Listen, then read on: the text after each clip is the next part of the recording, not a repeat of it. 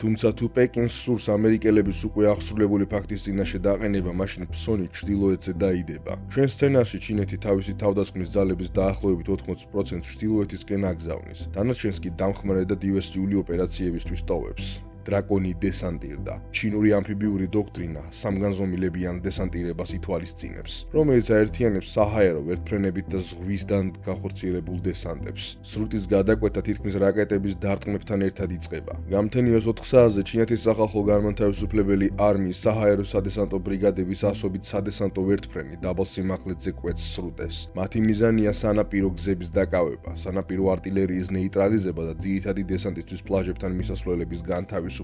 უპირველეს ყოვლისა ტაიპეის პორტების დაკავება, რაც აუცილებელია სამოქალაქო ბორნებიდან მძიმე ტექნიკის გადმოსატვირთად. ამავდროულად სატრანსპორტო თვითმფრინავები საჰაერო კორპუსის მედესანტეებს ჩამოსვამენ. მათი ყველაზე მნიშვნელოვანი მიზანი ტაიპეის გარეუბანში მდებარე ტაოიუნის საერთაშორისო აეროპორტია. ტაოიუნას აღება რუსების მიერ 2022 წლის უკრაინაში სრულმასშტაბიანი შეჭრის ადრეულ ფაზაში ჰოსტომელის დაკავების მცდელობის ანალოგი იქნება, რათა უზრუნველყოფილი იქნას მძიმე ტექნიკისა და შემდგომი ტალღებისთვის დედაქალაქში სწრაფი საჰაერო ხიდის შექმნის საშუალება. თუმცა ეს ფაზა უკიდურესად სახიფათოა. მედესანტეები მსუბუქად არიან აღჭურვილნი და ისინი განადგურების საფრთხის წინაშე აღმოჩნდებიან, თუ მძიმე ძალები სწრაფად არ შეუერთდებიან მათ.